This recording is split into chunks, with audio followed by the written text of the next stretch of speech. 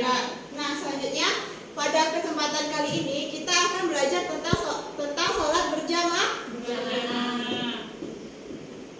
Sholat berjamaah. Nantinya setelah kita belajar tentang sholat berjamaah ini, anak-anak ibu diharapkan yang pertama mampu menjelaskan kembali pengertian dari sholat berjamaah. Nah, pada kesempatan kali ini kita akan belajar mengenai sholat berjamaah. Sholat berjamaah. Nah, setelah nanti kita belajar tentang sholat berjamaah ini, diharapkan nantinya anak-anak ibu semuanya mampu menjelaskan kembali pengertian dan hukum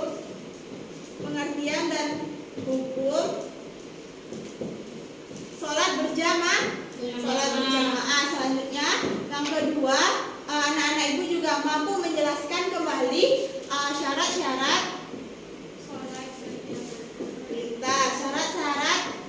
sholat berjamaah. Dan yang ketiga, mampu mengetahui susunan saf dalam sholat berjamaah. Nah, sebelum kita memulai pembelajaran kita, Ibu akan bertanya kepada antum semuanya, apa yang terbesit dalam pikiran antum mengenai sholat berjamaah ini? Saya, Bu. Ya, Alfi. Sholat bersama-sama, Bu. Saya, Bu. Bersama-sama. Selanjutnya di masjid. Apalagi ada pendapat yang lain? Ada Imam. ada Makmum. Ada makmum. Kita cukupkan 4 pendapat ya. Jadi dapat diambil kesimpulan bahwa salat berjamaah ini secara bahasa diartikan sebagai bersama-sama atau berkumpul.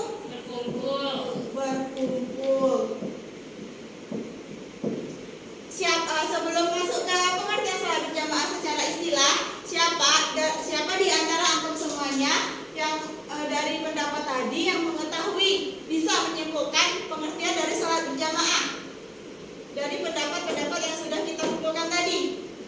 Siapa yang tahu? Saya, Bu. Ya, Sari. Sholat berjamaah itu ialah memiliki imam dan makmum, Bu. Ada pendapat yang lain yang bisa menyempurnakan? Ya, Lisa. Sholat berjamaah itu sholat secara bersama, yang mana ada imam, ada makmum. Oke, Ibu sempurnakan lagi ya, bahwa sholat berjamaah ini merupakan sholat yang dilakukan secara bersama-sama, dilakukan 2 orang atau lebih. Di sana ada imam dan ada juga makmum. Paham? Paham. Selanjutnya dari masuk ke syarat-syarat sholat berjamaah. Sebelum kita mengetahui syarat-syaratnya, kita harus mengetahui terlebih dahulu apa itu syarat. Siapa yang tahu apa itu syarat?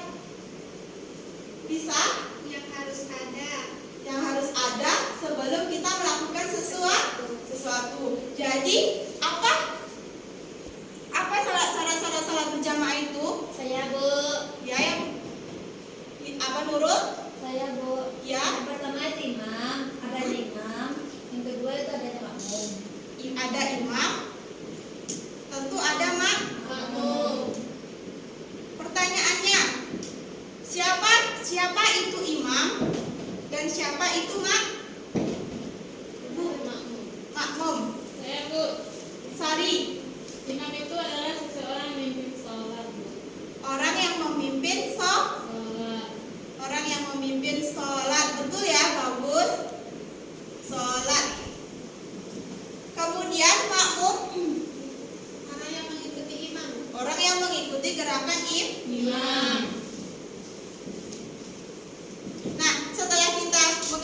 siapa itu imam dan siapa itu makmum, selanjutnya ada syarat-syarat khusus yang untuk seseorang ini bisa menjadi imam. Apa syarat yang pertama sekali? Ya, Islam. Islam.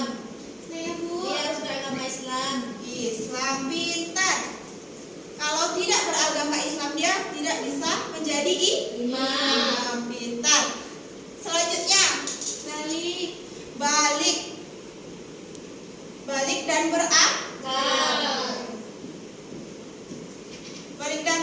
ini dia seorang imam mampu membedakan mana yang mana yang baik dan mana yang buruk. Pintar. Selanjutnya orang yang imam ini harus dalam ilmu pemahaman agamanya, paham agama. Selanjutnya apa lagi?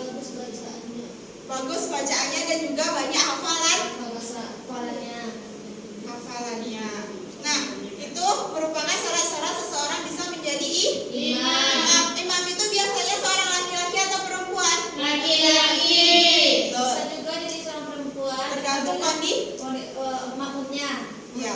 Selanjutnya makmum itu siapa? Makmum tadi siapa? Seseorang yang mengikuti gerakan imam saat sholat. Apa syarat yang mendasar dalam syarat menjadi makmum? Sama dengan imam tadi, yaitu Islam. harus beragama Islam terlebih dahulu. Syaratnya apa? 2 orang atau lebih baru bisa menjadi seorang makmum. 2 orang atau lebih. Selanjutnya mengikuti segala gerakan dari imam.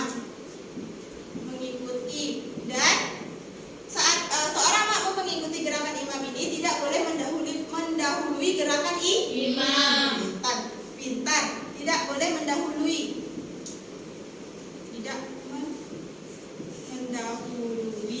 Sampai sini paham? Paham, Bu. Ada yang ingin ditanyakan? Tidak, Bu. Tidak. Benar, Sna. Insyaallah paham. Insyaallah. Sari? Paham, Bu. Paham ya semuanya ya? Paham, Bu. Nah, sebelum kita lanjut ke susunan syaf dalam sholat, Ibu ingin menampilkan video terkait dengan susunan syaf dalam sholat berjamaah.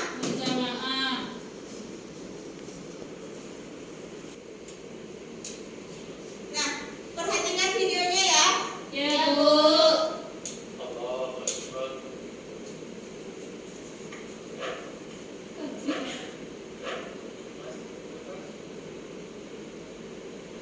Dalam sholat jamaah yang makmumnya terdiri dari 2 orang atau lebih, maka posisi makmum berada di belakang imam. Sehingga ketika ada 2 orang yang sedang jamaah, kemudian datang satu makmum yang baru, dia diperkenankan untuk mengajak temannya yang menjadi makmum untuk mendahulukan.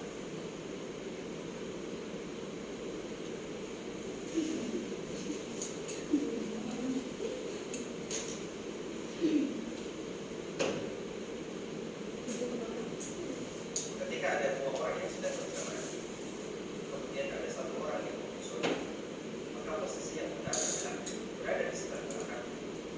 Sehingga pada saat dia mengambil posisi di sebelah kiri, maka Pak Imam diperkenankan untuk kemudian mundur ke belakang.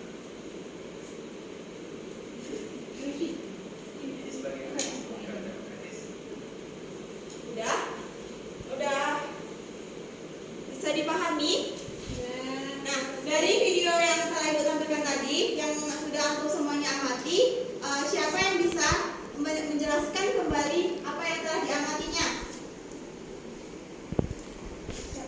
Jadi Jadi posisi imam dan makmum itu, jika makmumnya sendiri maka di sebelah imam. Jika lebih satu maka di belakang imam. Kalau misalnya ada satu di sebelah kanan dan satu sebelah kiri, maka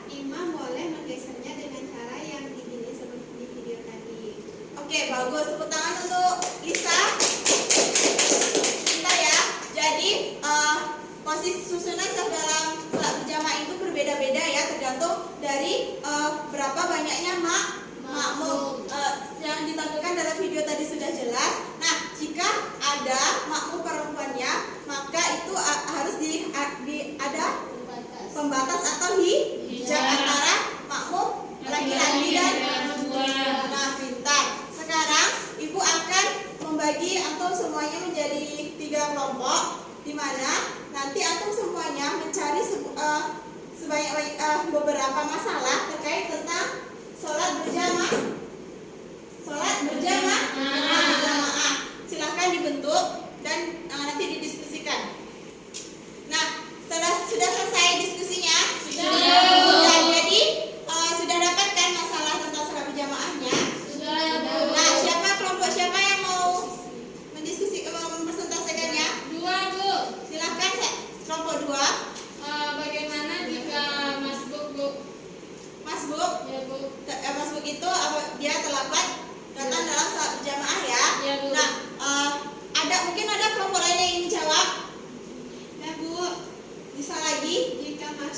jika masbuk maka batasnya adalah ruku. Kalau udah ruku berarti masuk 1 rakaat. Tapi kalau dapat ruku berarti masuk 1 rakaat. Oke, bagus ya yang dijawab oleh Lisa. Jadi batasannya itu adalah ruku. Nah, selanjutnya sampai sini paham materinya? Paham Bu. Di sini dapat disimpulkan bahwa sholat berjamaah itu sholat yang dilakukan secara bersama-sama, dilakukan antara 2 orang atau lebih, dan dipimpin seorang imam dan juga ada makmum. Syarat-syaratnya itu ada imam, ada makmum, beragama Islam, balik, berakal. Nah, itulah pembelajaran kita hari ini. Selanjutnya, nah, untuk tugas anak dan antum semuanya, nanti silahkan perwakilan 1 orang untuk menjemput tugasnya di meja ibu ya, di kantor. Minggu depan dikumpulkan di meja ibu juga. Selanjutnya tadi, untuk pembelajaran minggu besok kita belajar tentang Wudu. Minggu besok kita belajar tentang berwudu. Jangan lupa ulangi terus pembelajaran hari ini dan pelajari juga pembelajaran untuk minggu depan. Ya Bu. Itu beri aplaus untuk kita semua. Terima kasih untuk perhatiannya ya. Ya, Ya, Bu. mari bersama-sama kita menutup pembelajaran kita dengan membacakan hamdalah. Alhamdulillahirabbil alamin.